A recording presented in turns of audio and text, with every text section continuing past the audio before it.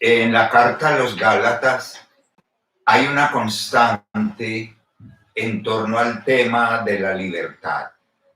Para ser libres nos libertó Cristo. Y en esa carta de la libertad, Pablo hace en unos pequeños versículos, capítulo 4, versículos 4 al 7, toda la síntesis de la economía de la salvación.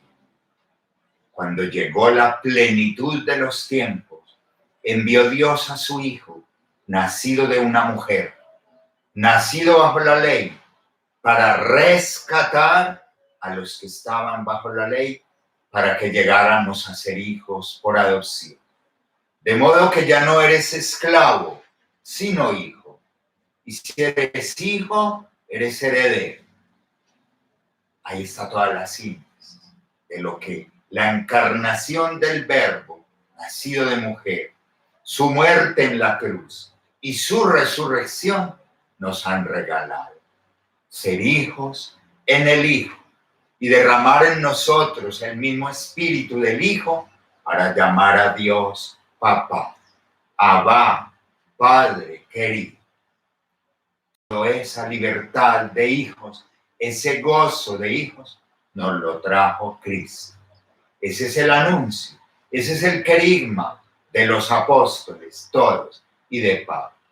Cristo encarnado, muerto, resucitado, salvación de los hombres, mediador, vínculo que nos hace hijos por el Espíritu, no solo a los israelitas, a los judíos, sino a todo el que crea en él, se sumerja en él por el bautismo, emergiendo como criatura nueva, revestido de Cristo.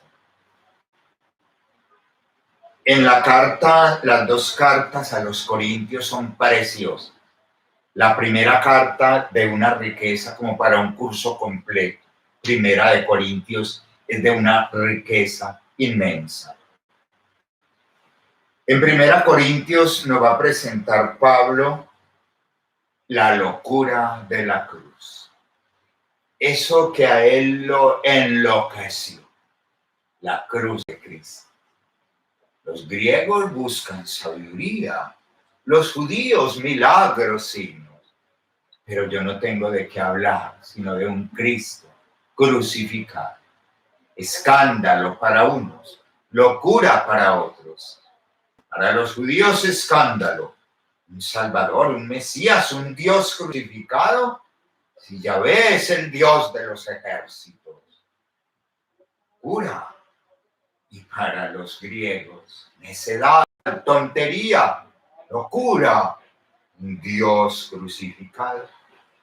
Lo que para unos es locura, tontería, debilidad, un Dios débil, loco.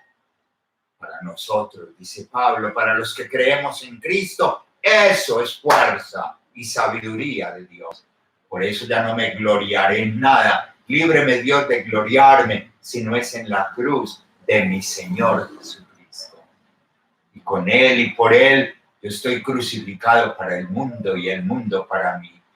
Y vivo yo, pero no soy yo, es Cristo quien vive en mí, y mientras vivo en esta carne, vivo de la fe en el Hijo de Dios, que me amó y se entregó por mí. Eso huele a convicción, a amor hondo, a unidad de dos que ya son uno. ¿Cómo lo logró Pablo? En la intimidad de la oración. Después del camino de Damasco hay un silencio. Dicen que se fue a Arabia, y después vuelve a repuntar tiempo después, como el loco apasionado.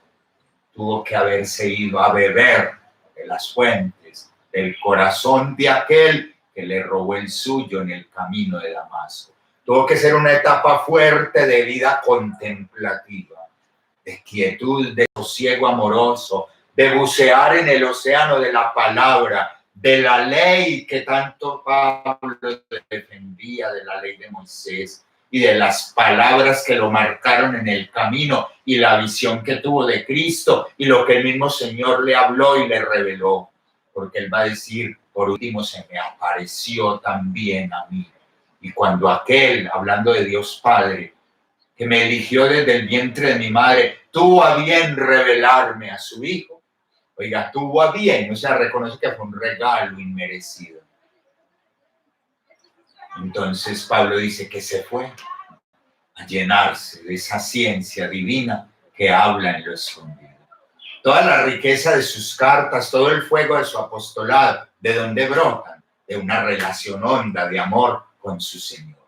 Pablo no era un que cacareaba teorías, no era un hombre que estudió mucho, por eso dijo, yo no vengo a ustedes con sabiduría de palabra, vengo con temor y temblor, vengo a hablar de una experiencia. Y así tenemos que ser nosotros. A veces hay tanta gente que ha estudiado Biblia y son doctorados en Biblia, en teología, en lo que usted quiera, y dan cuenta de saberes y dan cuenta de teorías y le desglossan, pero uno siente que eso les pasó por aquí, pero como que eso no tocó aquí. Y a veces cuando se les conoce de cerca, lo mismo uno dice, pero ese Jesús no, como que no logró estremecer esta vida. Sabe de cosas de Dios y habla de cosas. Nosotros los consagrados no somos teorizadores, como se diga, de Biblia. Tenemos que ser anunciadores de una experiencia que nos cambió la ruta, de un Jesús que se nos hizo encontradizo y como aquellos pescadores rudos y aquel perseguidor loco, les cambió todo y los llevó detrás de él hasta la locura de la cruz. La locura de la cruz. Esa cruz del día a día, del permanente morir que nadie sabe ni ve.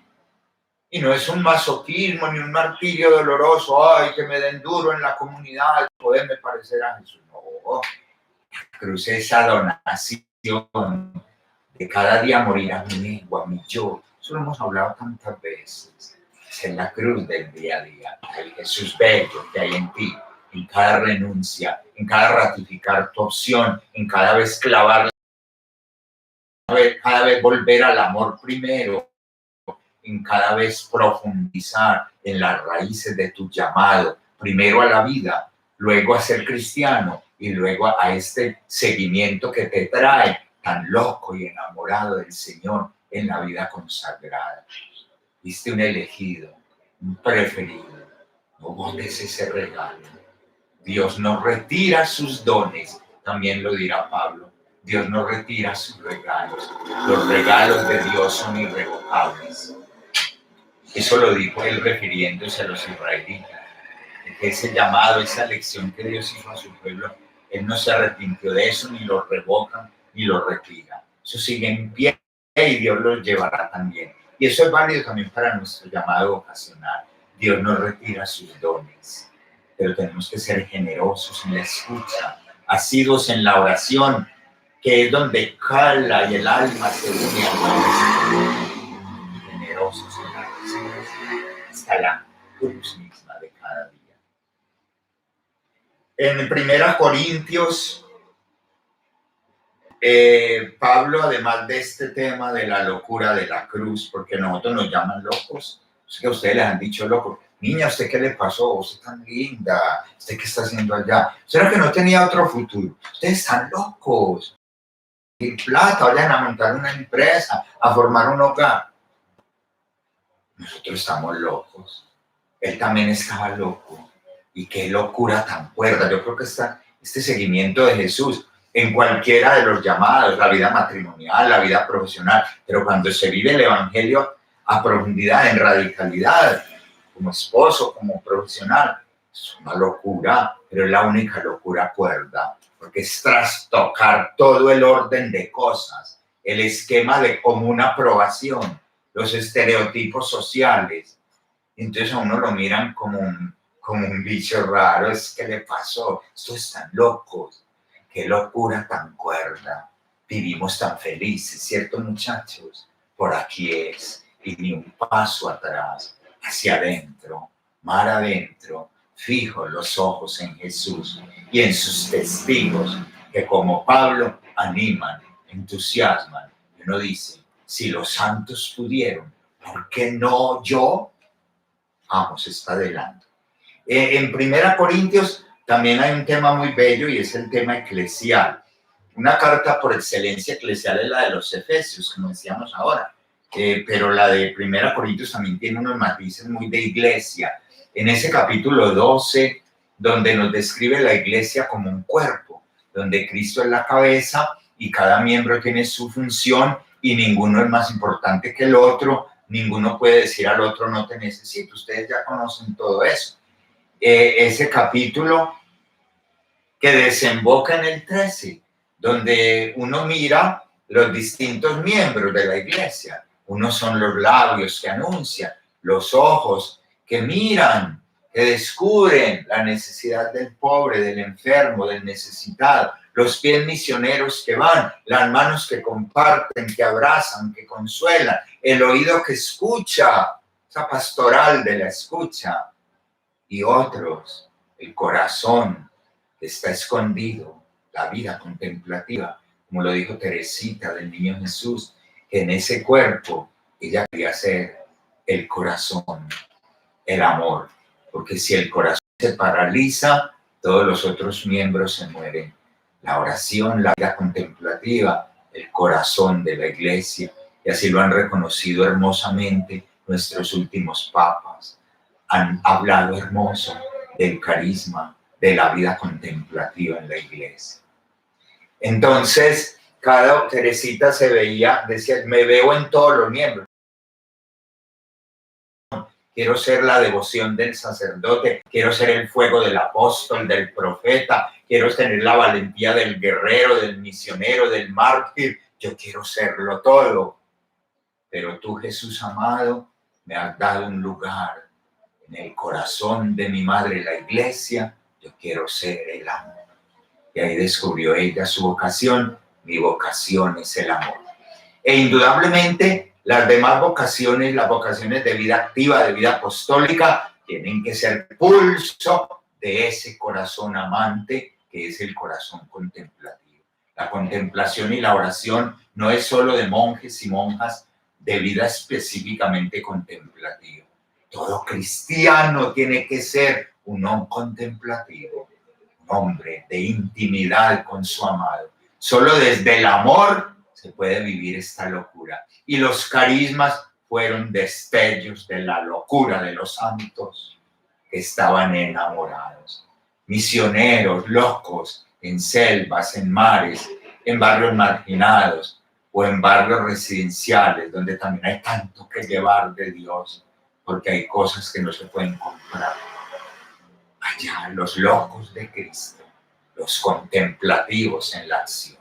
Es ese tejido, es ese cuerpo donde ningún miembro puede decir aquel miembro no lo necesito, aquel órgano sobra, no es tan importante.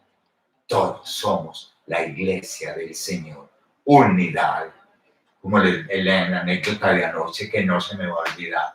Ellas curando a la enfermita y yo allá en mi ermita en las vísperas, y todo eso era la iglesia que ama y sirve y proclama al Señor resucitado. Diversidad de dones, diversidad de carismas. Ese capítulo 12 de la iglesia como cuerpo desemboca en el 13.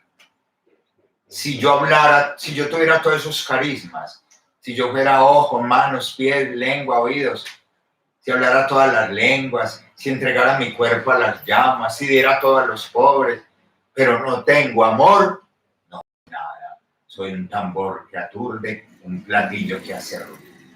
Por eso es lo que les digo también. Un apostolado que no brota de la oración, de la contemplación, del amor místico, de la unión con Cristo, se te acaba la cuerda. Se vuelve publicidad, se vuelve búsqueda de sí mismo, proclamación del yo, eficacia, profesionalismo y hasta un medio para conseguir renombre y plata y sostenerme ahí en la vida, ganarme la vida. Y cuando ya la gente no responde y las fuerzas se nos acaban, vienen las ingratitudes y las incomprensiones. Entonces, como eso no está arraigado en el amor de Cristo, se acabó el apostolado. O se arrastra y se repiten, hay cosas y se repiten o se bajan de internet porque el corazón no sale nada. Entonces es la oración, ese capítulo 3. El amor lo es todo. Ahora están la fe, la esperanza y el amor, pero el amor no acabará nunca. Desde ya vivimos esa degustación del cielo, moviéndonos en el amor, en ese amor que va produciendo en nosotros los frutos del Espíritu que Pablo enumera: comprensión, paz, bondad, fortaleza de ánimo, paciencia, dulzura, mansedumbre. Todos esos son frutos de un corazón lleno del Espíritu del Padre y del Hijo. El amor es el que permanece. Cuando lleguemos a la meta final, ya no necesitaremos la fe, porque lo que creíamos ya lo estaremos viendo. Lo que esperábamos ya lo poseeremos y no necesitaremos la esperanza. Seguiremos amando del todo lo que aquí empezamos a amar. Ese capítulo 13 sobre el amor en la primera carta a los Corintios es el programa de vida de un cristiano. Ahí está la revisión de vida de uno permanentemente. El amor es comprensivo, servicial, humilde, no tiene envidia, no lleva cuentas, cree sin límites, espera sin límites, aguanta sin límites. El amor es reflejo de aquel que nos amó hasta el extremo. Es que Pablo es una réplica diáfana, nítida de Cristo, como Francisco de Asís. Todos los santos son grandes, cada uno es un océano de belleza, de transparencia del Maestro, pero un Francisco de Asís, un Pablo que identifica una onda con el Maestro, qué profundidad, qué renuncia tan radical, se perdieron en Cristo.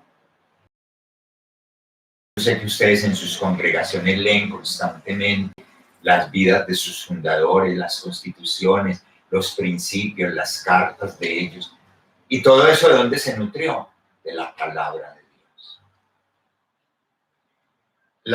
En la carta primera a los Corintios también está aquello de la cena del Señor, donde Pablo nos ratifica que Él nos transmite lo que Él a su vez aprendió, lo de la última cena. Y es un texto bandera que hay que llevar muy en alto para defender la presencia real de Cristo en la Eucaristía. Y que la celebración eucarística frecuente está en la esencia de las primeras comunidades. Pablo y los Hechos de los Apóstoles hablan de que se reunían con frecuencia a orar juntos a partir del pan. Yo diría que diario. Que mire que Pedro y Juan subían a la oración de las 3 y partían el pan y oraban en las casas. Y otros desembocaban, la oración desembocaba en la fracción del pan, en el gesto del Maestro en la cena, tomar el pan, bendecirlo y partirlo. Y Pablo en 1 Corintios nos dice, el pan que partimos, el pan que comemos es la comunión del cuerpo del Señor y el cáliz que bebemos es la comunión con la sangre de Cristo. 1 Corintios es de una riqueza inagotable. La segunda de Corintios también trae unos detalles hermosos cuando habla del velo que cubría el rostro de Moisés en la antigua alianza. Y dice que nosotros en la nueva alianza, en el Nuevo Testamento, en Cristo Jesús, hemos quitado el velo que cubría el rostro de Moisés. Es decir, Cristo nos ayuda a entender el Antiguo Testamento. Lo que el antiguo figuraba, anunciaba, prometía, anhelaba, esperaba, se ha hecho realidad en Cristo, el nuevo Moisés, en la nueva alianza de la nueva ley, en la iglesia, nuevo Israel. Y nosotros, con el rostro descubierto, nos vamos transformando a imagen del Señor hacia una gloria cada vez más grande. Eso brota de 2 Corintios. Lo mismo aquellas similitudes de la milicia, del ejército, de los soldados de Cristo, de los atletas que corren hacia la meta, de un tesoro divino en vasijas de barro. Este texto es de 2 Corintios y es muy alentador para nosotros, que este tesoro tan lindo del llamado, de la vocación, lo llevamos en vasijas de barro para que se vea que un tesoro tan grande no es nuestro, sino regalo de Dios. En Colosenses Hay un himno bellísimo que por algo lo cantamos en la octava de Navidad, en las vísperas, porque es un elogio al Hijo desde el seno del Padre, el Hijo manifestado en la creación de todos los seres, el Hijo manifestado en la encarnación y en la cruz, pacificando el mundo y unificando todas las criaturas por la sangre de su cruz y exaltado como Señor. Toda la cristología está ahí en ese himno de Colosenses que proclamamos y cantamos en las vísperas de los miércoles, todo el año y todos los días de Navidad. Damos gracias a Dios Padre, digámoslo juntos, que nos ha hecho capaces de compartir la herencia del pueblo santo en la luz.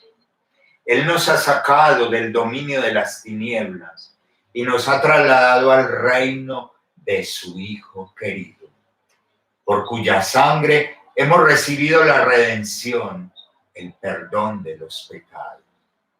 Él es imagen de Dios invisible, primogénito de toda criatura, pues por medio de Él fueron creadas todas las cosas, celestes y terrestres, visibles e invisibles, tronos, dominaciones, principados, potestades. Todo fue creado por Él y para Él. Él es anterior a todo y todo se mantiene en Él. Él es también la cabeza del cuerpo de la iglesia. Él es el principio, el primogénito de entre los muertos. Y así es el primero en todo. Porque en Él quiso Dios que residiera toda plenitud. Y por Él quiso reconciliar consigo todas las cosas, haciendo la paz por medio de su cruz con todos los seres, así del cielo como de la tierra. Ahí está todo, desde la creación del mundo hasta la plenitud de los tiempos en la encarnación del Verbo, la redención obrada en la cruz, su gloriosa resurrección y la recapitulación de todas las cosas hechas criaturas, hijas y hermanas en la sangre del crucificado, resucitado, que cantan las grandezas del Salvador. Eso prepara ya los cánticos del Apocalipsis. Muchachos, degusten esos himnos, esos cánticos en la liturgia. Eso no es diciéndolo a la carrera y gloria al Padre y al Hijo y sigue la antífona y sigue una rueda de Chicago que no para, ¿no? Y tiene que tirar porque no para.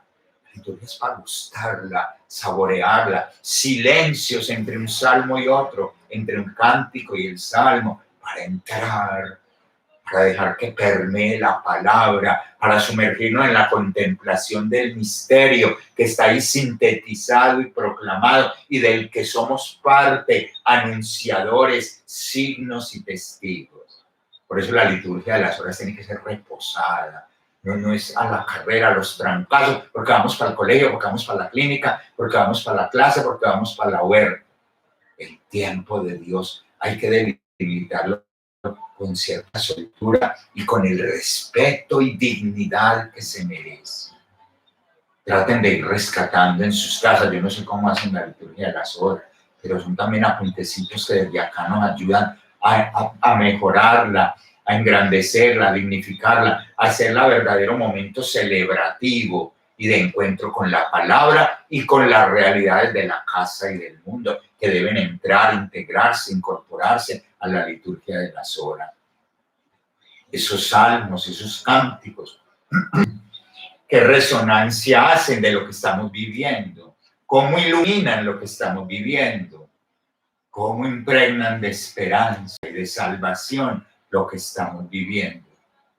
Ese himno de Colosenses de vísperas de miércoles es precioso, como para uno arrodillarse, adorar en silencio la plenitud de un Cristo.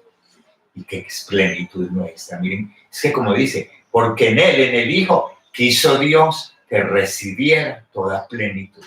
Por eso ustedes y yo andamos detrás de Él, que Él es la plenitud. eso que buscas, eso que anhelas, eso que el mundo anhela y escarba aquí y allá buscando algo que lo colme, es Cristo. Si hasta el mismo Padre se complace en Él, no hay otro donde ir. En Él existe esta plenitud de la divinidad, también dice Pablo en Colosenses. Me quedo con unas ganitas de un silencio adorando. Me gustaría que ustedes a veces paren estos audios, hagan un corte de silencio contemplativo.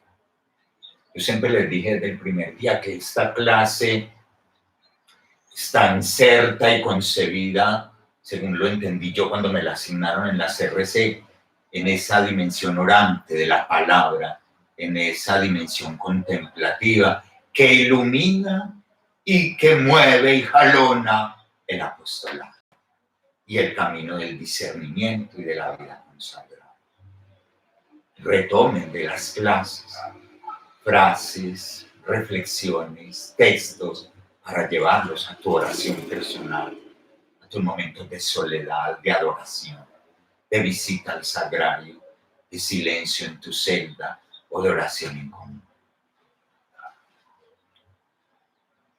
En Colosenses 3 hay un dedo que señala el norte. Si han resucitado con Cristo, busquen las cosas de arriba, donde está Cristo sentado a la derecha de Dios. Pongan el corazón en las cosas del cielo, no en las de la tierra, porque habéis muerto y vuestra vida está escondida con Cristo en Dios. Esa vida escondida con Cristo en Dios es ese morir a mí, serme configurando en Él. Teresa de Jesús emplea una alegoría muy bella, la del gusano de seda que se transforma en mariposa, el gusano feo, morera, y luego echa una baba por la boca y deja un capullo y se esconde en el capullo y allá escondido se transforma en blanca mariposita, y se rompe el capullo y emprende el vuelo. Inspirándose ya en Colosenses que acabo de mencionar, dice que el capullo en el que el alma se mete para transformarse en mariposita de alto vuelo, ese capullo es Cristo. Es esa intimidad con el Señor, ese discipulado, ese enamoramiento profundo, esa sintonía de corazones, ese no vivo yo, sino Cristo en mí. Esa es la vida escondida con Cristo en Dios que nos transforma en esa blanca mariposa, en ese hijo, en el Hijo por el Espíritu que va al Padre. No se queda ahí belleza para la que nacimos. San Juan de la Cruz dice, almas que esto escuchan, hablando de estas cosas, dice San Juan de la Cruz, almas que esto escuchan, almas para tan grandes cosas nacidas, para tan bellas metas creadas, que hacen que no ven, que oyen que no escuchan. O sea, ¿en qué quedaron atrapadas si fueron creadas para cosas tan sublimes y se quedaron pegadas a las cosas de la tierra, habiendo sido creadas para cosas tan altas y bellas? Nosotros que hemos sentido el jalón a las alturas, donde Cristo está sentado a la derecha de Dios, despeguemos de las cosas de la tierra, ligeros de equipaje, pobres, castos, obedientes, hechos unos en el Maestro, hacia arriba. Esas imágenes del resucitado en nuestras iglesias, en la cincuentena, siempre lleva el resucitado la mano señalando la altura, a la derecha del Padre. Se quedó, se fue, pero se quedó y nos lleva en su cortejo triunfal. La palabra es inagotable, inagotable. Sometió a los principados, las potestades, los poderes del mal, y a ellos los lleva en su cortejo victorioso.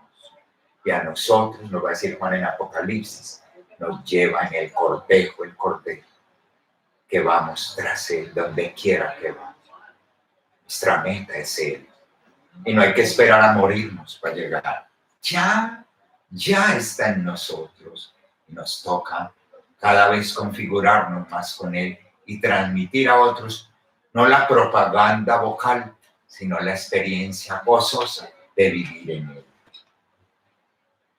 La carta a los Filipenses, en el capítulo 2, 6, 11, es ese otro cántico de primeras vísperas de domingo, y que es el programa de vida de un cristiano y más de un consagrado. Camino de abajamiento.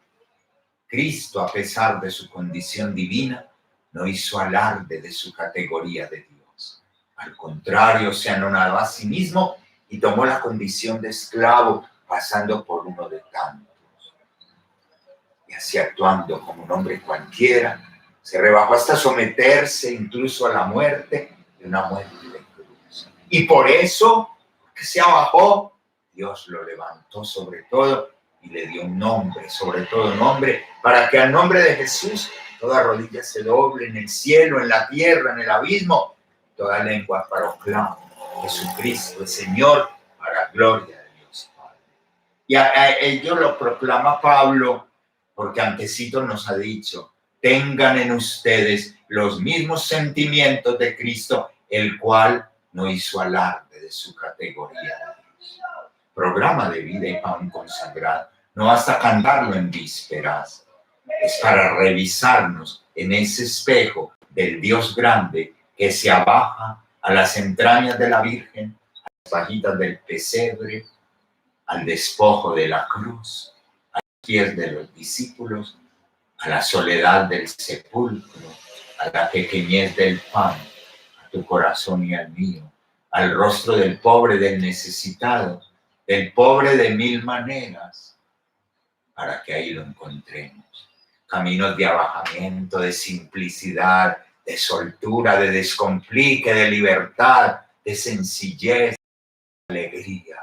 Caminos del Maestro, caminos de Nazaret y de Belén, de Ancarim y de Caná, de Betsaida y Cafarnaúm, caminos de Samaria y de Betania, de Galilea, de Judea, de Getsemaní y de Pretorio y del Gólgota, caminos del sepulcro vacío, caminos del monte de los olivos, camino a las alturas del Padre, caminos de retorno en fuego del Espíritu, caminos en los barrios y barriadas con los hombres de esta época y de todas las épocas, caminos que se hacen uno, Cristo, camino, único camino al Padre, camino que recorrieron nuestros padres fundadores, nuestras madres fundadoras.